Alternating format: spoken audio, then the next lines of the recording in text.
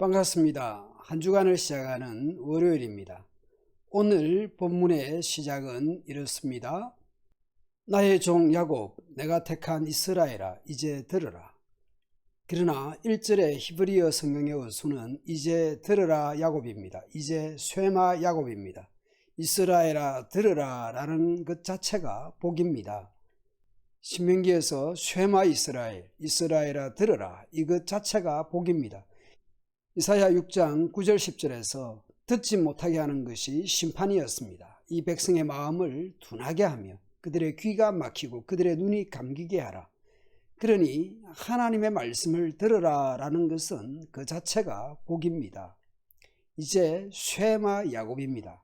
하나님의 징계가 끝나고 다시 쇠마 야곱입니다. 설교의 홍수 속에 있다고 쉽게 생각하지 마십시오. 개인적으로 말씀을 묵상하고 공동체적으로는 설교를 듣는 것 자체가 복이라는 것이죠. 하나님의 종, 하나님의 택한 이스라엘입니다. 하나님의 종이고 하나님의 택한 받은 백성이니 하나님의 말씀을 들어야 합니다. 무엇을 들어야 합니까? 하나님이 어떤 분인지 그리고 하나님의 약속을 들어야 합니다. 듣는다라는 것은 믿는다라는 것이죠. 하나님이 어떤 분인지 듣고 그분을 믿어야 합니다. 나는 너를 만들었을 뿐만 아니라 앞으로 너를 도와줄 여호와이다. 내가 택한 종 이스라엘아, 너는 두려워하지 말아라. 내가 목마른 자에게 물을 주고 마른 땅에 시내가 흐르게 하며 성령과 복을 네 후손들에게 부어줄 것이니. 그렇게 하면 어떤 일이 일어납니까? 시냇가에 심은 나무가 시절을 쫓아 번성한 것처럼 그렇게 될 것입니다. 그리고 사람들이 자랑스럽게 나는 여호와의 백성이다 말할 것이고 여호와의 백성이라는 말을 자기 팔에 새길 것이고 야곱, 이스라엘이라는 이름을 자랑스럽게 부르게 될 것입니다. 하나님은 왕이시며 구원자이십니다. 이스라엘의 왕이신 여호와, 이스라엘의 구원자가 되시는 전능하신 여호와가 말씀하십니다.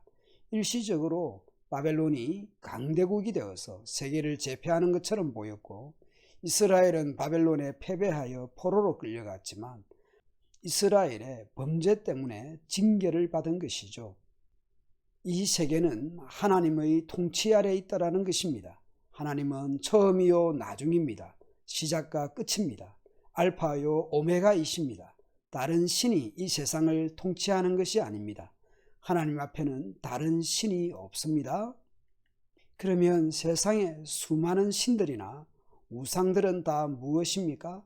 우상을 만들어서 소중히 여기고 섬기고 해도 어리석고 무익하고 아무 소용이 없는 것입니다. 우상을 만드는 재료들을 보십시오. 우상의 주요 재료는 철이나 나무입니다. 나무는 여러 종류들이 사용이 됩니다. 그럴듯한 재료를 이용해서 정성을 들여서 만듭니다. 혹은 아름답게도 만듭니다. 그렇게 만들어서 어떻게 합니까?